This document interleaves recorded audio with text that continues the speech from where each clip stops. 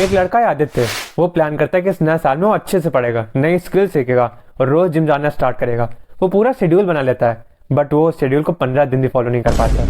ये स्टोरी सिर्फ आदित्य की नहीं बल्कि हम सब की है। हम सब प्लान्स बनाते हैं, गोल सेट करते हैं, न्यू ईयर रिजोल्यूशंस बनाते हैं, लेकिन उसे पूरा नहीं कर पाते।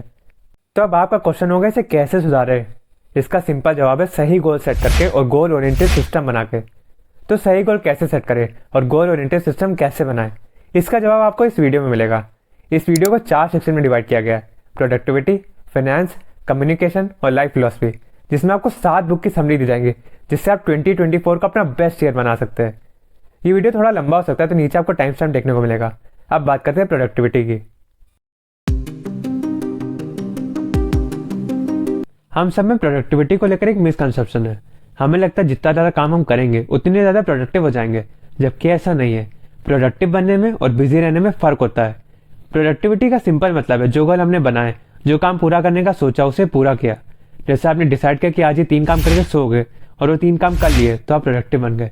अगर आपने डिसाइड किया कि आज आप कुछ काम नहीं करोगे, सिर्फ इंजॉय करोगे और आपने वही किया तो आप प्रोडक्टिव हो। हमें लगता है कुछ बहुत बड़ा अचीव करने के लिए हमें अपनी लाइफ में बहुत बड़े चेंजेस करने पड़ेंगे, लेकिन ऐसा नहीं है।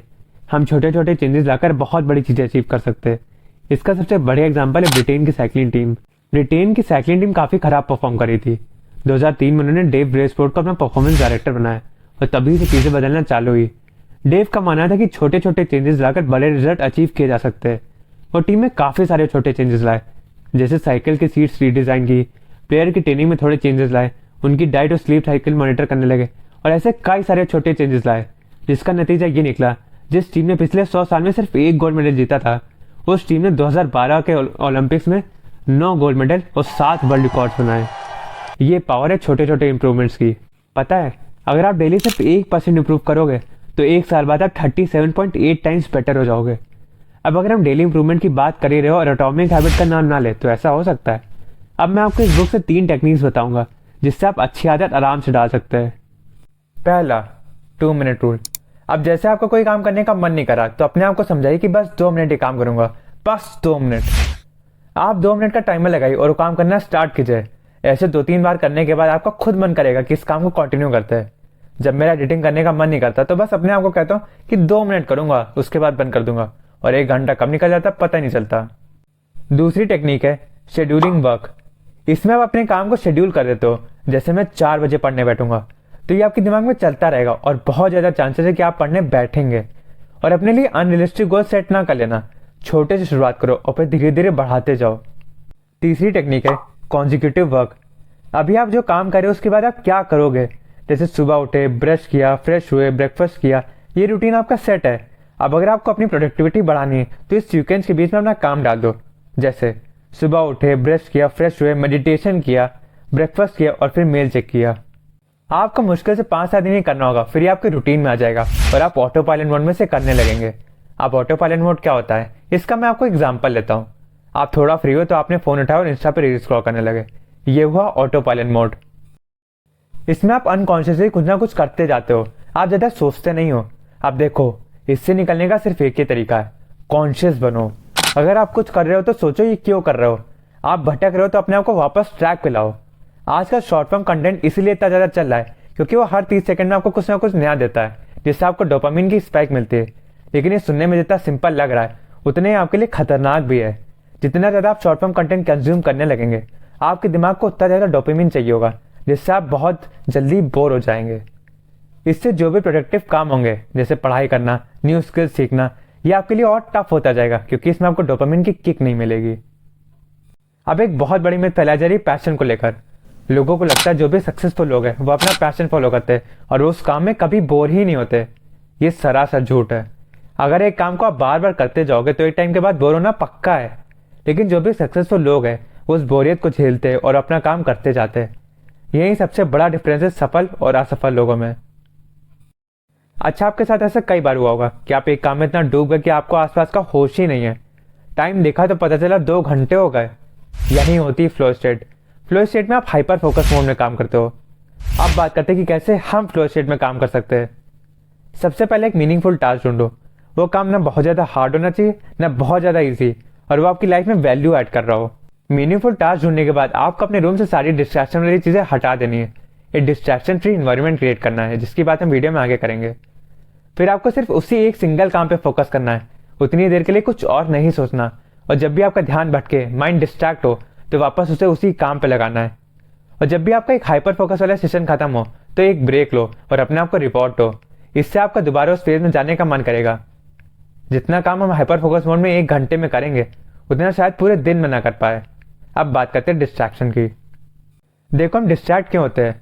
जब भी हम कुछ काम कर रहे हो और बाकी कोई और काम उससे ज़्यादा इंटरेस्टिंग दिख जाए, तो हम डिस्ट्रैक्ट हो जाते हैं। हमारा दिमाग बहुत आलसी है और हमें उससे काम करवाना पड़ेगा, एक डिस्ट्रैक्शन फ्री इन्वायरमेंट क्रिएट करके। डिस्ट्रैक्शन फ्री इन्वायरमेंट क्रिएट करने के लिए आपको अपने रूम से हर वो चीज़ हटानी पड़ेगी जो आपके काम से ज़्यादा इंटरेस्टिंग हो। फ़ोन को डू नॉट डिस्टर्ब मोड में डाल दो। जब भी काम करो, टाइमर सेट करके काम करो। रोज़ एरोप्लेन मोड यूज़ करने की आदत बनाओ। सोशल मीडिया ऐप डिलीट कर दो। अब जैसे आप व्हाट्सएप पे कोई इंपॉर्टेंट ऐप डिलीट नहीं कर सकते, तो उसकी नोटिफिकेशन ऑफ कर दो। और एक टाइम सेट कर दो कि इतने बजे से इतने बजे तक मैं व्हाट्सएप चेक करूंगा कि कोई इंपॉर्टेंट मैसेज तो नहीं आया। और सबसे मेन चीज़, आपको अपनी मेंटालिटी में चेंज लाना होगा। आप ये सोचो कि फ़ोन बस एक डिवाइस है, आपकी ज़िंदगी नहीं। तो इसे अवॉइड करो, अपने आप को कंट्रोल करो। और जब भी कहीं लाइन में खड़ो या किसी का वेट करो, तो फ़ोन का यूज़ अवॉइड करो। आजकल लोग रोड पे चलते रहते वो फ़ोन चलाते हुए जाते हैं। ये सब चीज़ें ना करो। अब मैं आपको 3 डेली रिचुअल बताऊंगा, जिसे अगर आप रोज़ फॉलो करने लगे तो आपकी प्रोडक्टिविटी काफ़ी ज़्यादा बढ़ जाएगी। पहला है रूल ऑफ 3। सुबह उठते ही 3 काम डिसाइड करो जो आपको आज हर हालत में ख़त्म करने हैं। इससे आपको पता चलेगा क्या आपके लिए ज़रूरी है और क्या नहीं। और एक रिकॉर्ड रखो कब आपने ये रूल ऑफ 3 फॉलो किया और कब आप फॉलो नहीं कर पाए। दूसरा है मोस्ट कॉन्सिक्वेंशियल टास्क। इसकी बात हमने वीडियो में पहले ही कर रखी है, अगर ध्यान से सुन रहे होगे तो पता होगा मैं क्या बोल रहा हूँ। ये बिल्कुल एक डोमिनो इफेक्ट की तरह होता है, जिसमें आप एक के बाद एक काम करते जाते हो। और तीसरा है अर्ली अवेयरनेस टाइम। इसमें आप 1 घंटे का टाइमर लगाओ और चेक करो कि आपने उस 1 घंटे में कितना काम किया, कि आपके लिए कलाम की तरह काम करेगा। तो बस प्रोडक्टिविटी सेक्शन में इतना ही। इसमें हमने इन 2 बुक्स की सबसे इंपॉर्टेंट बातें जानी। अब हम चलते हैं नेक्स्ट सेक्शन पे, फाइनेंस। इसमें हमने रिच डैड पुअर डैड और रिचेस्ट मैन इन बेबीलोन की सबसे इंपॉर्टेंट लर्निंग्स निकाली है। सबसे पहले जानते हैं कि एसेट और लायबिलिटी क्या होता है। एकदम सिंपल शब्दों में, एसेट वो चीज़ है जो आपका पैसे कमा के दे रहा है, और लायबिलिटी वो चीज़ है जो आपकी जेब से पैसे निकाल रहा है। कई लोग सोचेंगे कि कार उनकी एसेट है, जबकि वो लायबिलिटी है, क्योंकि उसकी मेंटेनेंस कॉस्ट होती है। कहीं ले जाओ तो अलग खर्च है, और जब भी बिकेगी कम रेट पे बिकेगी। अब कई लोग सोचेंगे कि उनका घर उनके लिए एसेट है, क्योंकि 10 साल बाद उसकी वैल्यू डबल हो जाएगी, लेकिन वो भी एक लायबिलिटी है, क्योंकि घर की भी मेंटेनेंस कॉस्ट होती है, इलेक्ट्रिसिटी बिल, वाटर बिल और भी कई सारे खर्चे होते हैं। और क्या गारंटी कि उसका रेट डबल ही हो जाए। अब अगर आप घर को रेंट पे दे दो, तब ये आपके लिए एसेट बन जाएगा, क्योंकि हर महीने आपकी जेब में पैसे डालेगा। यही फर्क होता है अमीर और बाकियों में। अमीर लोग एसेट खरीदते हैं, जबकि बाकी लोग लायबिलिटी खरीदते हैं, जो उन्हें लगता है कि एसेट है। ये बात रॉबर्ट कियोसाकी को उनके रिच डैड ने समझाई थी। अब आप कहोगे रिच डैड कौन थे, तो रॉबर्ट बताते हैं कि उनके 2 डैड थे। एक पुअर डैड जो असली पापा थे, उन्होंने PhD किया था और वो टीचर थे। दूसरे रिच डैड जो उनके दोस्त माइक के डैड थे, और वो काफ़ी सारे बिजनेस ओन करते थे। उन्होंने रॉबर्ट को फाइनेंशियल एजुकेशन दी, इसलिए रॉबर्ट उन्हें रिच डैड बुलाते हैं। 2 डैड होने की वजह से रॉबर्ट समझ पा रहे थे कि लोगों के माइंडसेट में क्या डिफरेंस होता है। जैसे जब 1969 में रॉबर्ट ने स्टैंडर्ड ऑयल में जॉब छोड़ी, तो उनके पुअर डैड बहुत गुस्सा आए, लेकिन रिच डैड ने कॉन्ग्रेचुलेट किया। उनके रिच डैड कहते थे, know little about a lot. Her field के बारे में थोड़ी नॉलेज रखो। यही चीज़ रॉबर्ट ने अपनी लाइफ में भी इम्प्लीमेंट की। लोग स्टैंडर्ड ऑयल में ऑफिसर बन जाते हैं, लेकिन रॉबर्ट वहाँ इंटरनेशनल ट्रेड सीखने गए थे। उन्होंने मरीन कॉर्प्स भी इसलिए ज्वाइन की थी, ताकि उन्हें लीड करना है, टीम के साथ काम करना है। लीडरशिप और टीम वर्क की ट्रेनिंग मिलिट्री से अच्छा कौन ही दे सकता है। वो आप हर सिचुएशन में अडेप्ट करना सीख जाते हैं। फिर रॉबर्ट ने उसे क्विट करके जेरोक्स ज्वाइन की। वो हमेशा से ही बहुत शर्मीले रहे, इसलिए उन्होंने सेल्स की जॉब चुनी, ताकि वो लोगों से डील करना सीख पाए। हर फील्ड की नॉलेज रखने की वजह से ही रिच डैड इतने सारे बिजनेस चला पा रहे थे। बैंकर्स, अकाउंटेंट, लॉयर्स, इन सब के साथ मीटिंग करने में उन्हें कोई परेशानी नहीं होती। दूसरी चीज़ जो रिच डैड ने सिखाई होती फेलियर से ना डरना। जब भी हम कोई नई चीज़ ट्राई करते हैं तो बार बार फेल होते हैं, और ये कॉमन है। जब आपने नया नया साइकिल चलाना सीखा होगा तो कई बार गिरे होगे, लेकिन ये थोड़ी सोचा होगा कि ये काम मेरे लिए नहीं बना है। आपने प्रैक्टिस की होगी और साइकिल चलाना सीखा होगा। हम फेलियर से इतना ज़्यादा डर जाते हैं कि कोई काम स्टार्ट ही नहीं करते। यही फर्क होता है एक विनर और एक लूजर में। विनर बनने का मतलब है हारने से ना डरना। डर की वजह से हम कई सारी अपॉर्चुनिटीज मिस कर देते हैं। रिच डैड ने सिखाया कि अगर कोई भी अपॉर्चुनिटी मिले तो उसे तुरंत ग्रैब करो। जैसे आपको एक किस्सा बताता हूँ। एक बार रॉबर्ट अपने दोस्त के साथ घूम रहे थे। वो पेट्रोल भरवाने पेट्रोल पंप पे गए तो उनके दोस्त ने बताया कि पिछले कुछ सालों में पेट्रोल के दाम काफ़ी ज़्यादा बढ़ गए। जब वो घर पहुंचे तो उसने रॉबर्ट को सारे स्टार्ट दिखाए कि किन किन वजहों से पेट्रोल के दाम बढ़ रहे हैं और आगे भी बढ़ेंगे। रॉबर्ट गए और उन्होंने पेट्रोल कंपनी के खूब सारे शेयर्स खरीद लिए। जब दोबारा वो कुछ टाइम में उसी दोस्त के साथ पेट्रोल भरवाने गए तो वो बोला, देखा मैंने बताया था ना रेट बढ़ेंगे। तो रॉबर्ट मुस्कुराए क्योंकि वो अच्छा खासा प्रॉफिट कमा चुके थे। अब देखो, ज़्यादा पैसे कमाना इंपॉर्टेंट नहीं है। जैसे मान लो अभी आप 50,000 कमा रहे हो तो आपके खर्चे उसी हिसाब से होंगे। जब आप 1 लाख कमाने लगोगे तो आपके खर्चे उस हिसाब से बढ़ जाएंगे। तो ज़रूरी है आपको रिचेस्ट मैन इन बेबीलोन की इंपॉर्टेंट बातें पता होनी चाहिए। पहली, आपको अपनी इनकम का 10% हिस्सा अपने लिए रखना चाहिए। अब जैसे मान लो आप शर्ट लेने गए तो पैसे आपने दुकानदार को दिए। अपने लिए रखने का मतलब है सेव करना, ही इन्वेस्ट करना। दूसरा है कंट्रोल एक्सपेंडिचर। अपने खर्चों को कंट्रोल करो, नोट करो कहाँ पैसे जा रहे, बेकार में पैसे खर्चना बंद करो।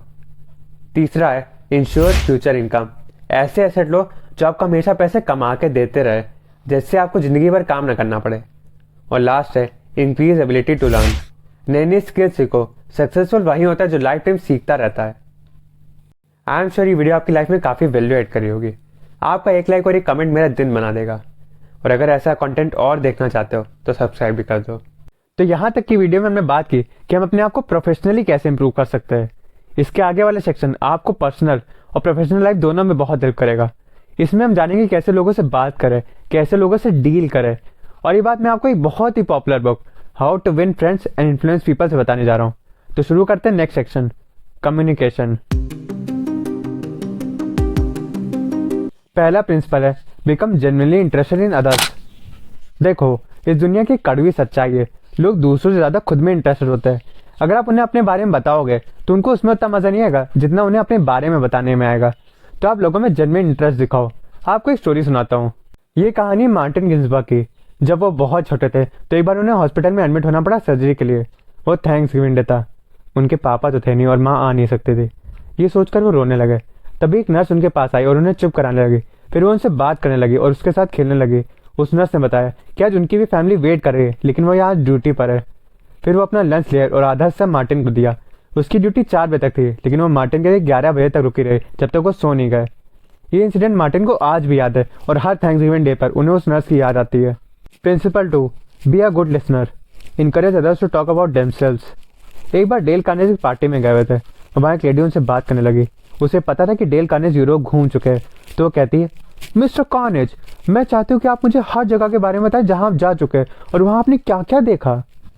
फिर वो दोनों बात करने लगे और तब वो लेडी बताती है कि वो अभी हाल ही में अपने पति के साथ अफ्रीका गई थी। इस पर कार्नेज कहते, वाओ अफ्रीका, मैं हमेशा से वहाँ जाना चाहता था। फिर वो उसने अपनी ट्रिप के बारे में बताने लगी। उसने दोबारा एक बार भी नहीं पूछा कि आपकी ट्रिप कैसी थी। देखो, जब आप दूसरों को सुनने लगोगे इससे उनको लगेगा आप उनको इंपॉर्टेंस दे रहे हो, उनकी बात की वैल्यू करते हो। अगर आप बस अपना ही गाते जाओगे तो ये बहुत ही एरोगेंट लगता है। सामने वाले को अपने बारे में बताने के लिए इनकरेज करो। उनसे हॉबीज पूछो, चाइल्डहुड के बारे में पूछो। ये स्किल पर्सनली और प्रोफेशनली आपको बहुत हेल्प करेगी। तीसरा प्रिंसिपल है स्माइल। एक क्लिनिक में बहुत सारे लोग बैठे हुए थे। वो सब शांत थे और अपने अपने फोन में लगे हुए थे। वहाँ का माहौल बड़ा ही टेंस था। तभी एक लेडी अपना बच्चा लेकर आ गई और वो दोनों एक बूढ़े अंकल के बगल में जाकर बैठ गए। वो बच्चा उनको देखकर स्माइल करने लगा और जो अंकल दिखने में बड़े खड़ूस लग रहे थे उस बच्चे के साथ खेलने लगे। और थोड़ी ही देर में पूरी क्लिनिक का माहौल एकदम चेंज हो गया। आपकी स्माइल में बहुत ताकत होती है, वो सामने वाला का दिन बना सकती है। तो जब भी किसी से मिलो स्माइल करके ग्रीट करो। और लास्ट प्रिंसिपल है रिमेम्बरिंग पर्सन्स नेम। एक इंसान का नाम उसके लिए दुनिया की सबसे स्वीटेस्ट साउंड है। अगर किसी से मिल रहे हो उसका नाम गलत प्रोनाउंस कर दिया या भूल गए तो इसका काफ़ी खराब इंप्रेशन पड़ता है। सोचो, अगर आप किसी से मिल रहे हो और वो आपका नाम भूल गया तो आपको कितना खराब लगेगा। अगर आपको नाम याद करने में परेशानी होती तो कन्वर्सेशन में बार बार उसका नाम यूज़ करो। जैसे, अच्छा अमन तुम कहाँ रहते हो, अमन तुम काम क्या करते हो। इससे आपको उसका नाम और शक्ल याद हो जाएगी। अब बात करते हैं इस वीडियो के सबसे इंपॉर्टेंट सेगमेंट की, लाइफ फिलॉसफी। ये मैंने इसलिए लास्ट में रखा है ताकि जो लोग पूरी वीडियो देखें उन्हें काफ़ी सारी चीज़ें सीखने को मिले। देखो, इस सेक्शन में मैं 2 बुक्स कवर करूँगा, करेज टू बी डिसलाइक्ड और subtle art of not giving a.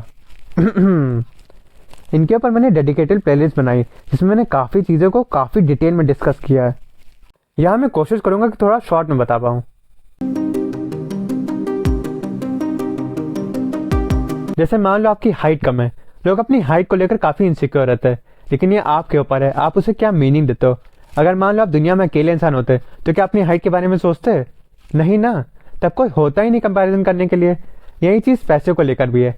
आपके पास बहुत सारा पैसा है लेकिन अब दुनिया में अकेले इंसान हो तो क्या करते हैं? मैं तो नोट जलाता और बढ़िया आगे तापता। आपने शोरूम से नई चमचमाती हुई गाड़ी निकाली, तभी आपके बगल में एक छोटी गाड़ी आके खड़ी हो गई। आप सोचोगे ये भाई मेरी गाड़ी इससे बड़ी है। वहीं आपकी दूसरी तरफ आके एक बड़ी गाड़ी खड़ी हो गई। अब आप सोचोगे यार इसकी गाड़ी मुझसे बड़ी है। आप कंपेयर को कर रहे हो यार। दुनिया ऑब्जेक्टिव नहीं सब्जेक्टिव है। हमें लगता है दुनिया नंबर्स पे बेस्ड है, फैक्ट्स पे बेस्ड है, लेकिन ऐसा नहीं है। आपने कभी कुएं का पानी पिया है? वो ठंडी में गर्म और गर्मी में ठंडा होता है, लेकिन जब भी आप उसका टेम्परेचर नापोगे तो कॉन्स्टेंटली 18 डिग्री पर रहेगा। अब जैसे आपकी हाइट की बात की, जिनकी हाइट बड़ी होती वो थोड़ा डेंजरस लगता है, लेकिन जिनकी छोटी होती है वो क्यूट लगता है। अभी आपके ऊपर आप उसे कैसे देख रहे हो। अगर लाल चश्मे से दुनिया देखोगे तो लाल दिखेगी और नीले से देखोगे तो नीली। अपनी खुद की सोच बदलो, बाकियों से कंपैरिजन करना बंद कर दो। हमको लगता है लाइफ एक रेस है, एक सीढ़ी की तरह जिसपे ऊपर जाना है, चाहे आगे वाले को धक्का देकर जाओ या उसे नीचे गिरा के। लेकिन ऐसा नहीं है। उसकी जगह तुम मानो कि एक बहुत बड़ा मैदान है जिसमें सब अपने अपने रास्ते चल रहे हैं। लाइफ कोई रेस नहीं है। और जब तुम ऐसा सोचोगे तो लोगों से कंपेयर करना छोड़ दोगे और तुम्हारे रिश्ते अपने आप बेहतर होते जाएंगे। अब देखो, मान लो एक आदमी है मिस्टर एक्स, वो तुम्हें बिल्कुल पसंद नहीं है। तो ऐसा नहीं कि वो आदमी खराब है इसलिए तुम्हें नहीं पसंद, बल्कि तुम उसे पसंद नहीं करना चाहते इसलिए तुम्हें वो खराब लगता है। तुम उसकी अच्छी बातों को अवॉइड करके सिर्फ बुरी बातें देख रहे हो। इससे मुझे एक बहुत बड़ा एग्जाम्पल याद आया। रिलेशनशिप में एक टाइम के बाद एक इंसान हर छोटी बात पे लड़ाई करने लगता है। उससे सामने वाले की हर बात से चिढ़ मचने लगती है, जबकि वही बातें उसे कुछ टाइम पहले अच्छी लगती थी। उसका गोल है अलग होना, इसलिए उसे वो सारी चीजें गलत दिखने लगती हैं। अब देखो, ये दुनिया गोल ओरिएंटेड है। जैसे मान लो आप रेस्टोरेंट में खाना खा रहे हो, तभी वेटर आपके ऊपर पानी गिरा दे, आप उसे बहुत चिल्लाते हो। लेकिन ऐसा नहीं कि वेटर ने पानी गिरा दिया तो आपको गुस्सा आ गई। आप चिल्लाना चाहते थे तभी आपको गुस्सा आई। आप उसको आराम से भी तो समझा सकते थे। एक और एग्जांपल लेता हूँ। मान लो आपकी मम्मी आपको बहुत डांट रही है, तभी किसी रिश्तेदार का फोन आ जाए, तब देखो मम्मी एकदम से प्यार से बात करने लगेंगी और जैसे ही फोन रखा वापस चिल्लाना चालू। मेरा पॉइंट समझ रहे हो?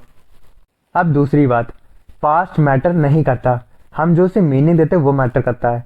जैसे मान लो एक लड़की आपसे बात करने है, तो अगर आप सोच रहे हो अरे वो सिर्फ मेरे से बात करने हैं, वो मुझे लाइक करती है, तो ये सोचकर आप खुश हो जाओगे।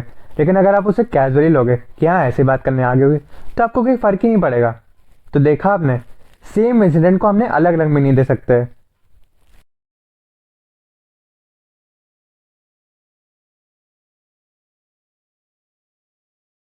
वो मेटालिका नाम के बैंड में काम करता था। एक दिन अचानक से मेटालिका ने डेव को बाहर निकाल दिया। उसके एग्रीमेंट, बचे हुए पैसे सब रख लिए। डेव खूब रोए और उन्होंने ठान लिया कि वो मेटालिका से आगे निकल कर दिखाएंगे। वो वापस आ गए और नया बैंड स्टार्ट किया, मेगाडेथ। वो खूब मेहनत करने लगे और उनका पहला गाना एक सुपर हिट रहा। उनको नेम, फेम, पैसा खूब मिला। पूरी दुनिया में उनके लाखों फैंस थे। लेकिन डेव दुखी थे, क्योंकि जिस बैंड ने उनको निकाला वो सुपर हिट बन गया था। उसे दुनिया का one of the best rock band माना जाने लगा। ये चीज़ देव को बहुत हटकाती थी। यहाँ तक कि एक इंटरव्यू के दौरान वो रो दिए। उन्होंने बताया कि वो रात भर सो नहीं पाते। उनके दिमाग में यही चलता रहता कि मेटालिका ने उनको निकाला था, वो एक लूजर है। तो देखा आपने, वैल्यूज आपकी लाइफ में कितनी इंपॉर्टेंट होती है। डेव की वैल्यूज थी गुस्सा, नफरत, जलन। इसलिए इतना सक्सेसफुल होने के बाद भी वो दुखी थे। आपको अपने लिए अच्छी वैल्यूज चुननी है। तो बस यार, इस वीडियो में इतना ही। मैंने ट्राई किया कि आपको अच्छे से समझा पाऊँ। अगर वीडियो पसंद आई तो वीडियो को लाइक और चैनल को सब्सक्राइब कर देना, मुझे अच्छा लगेगा। अगर आपको रिच डैड पुअर डैड की समरी सुननी है तो लेफ्ट वाली प्लेलिस्ट पे जाओ, और अगर आपको बुरी आदतें छोड़ के अच्छी आदत बनानी है तो राइट वाली प्लेलिस्ट पे क्लिक करो। मिलते हैं नेक्स्ट वीडियो में। Till then keep planning, keep growing. धन्यवाद।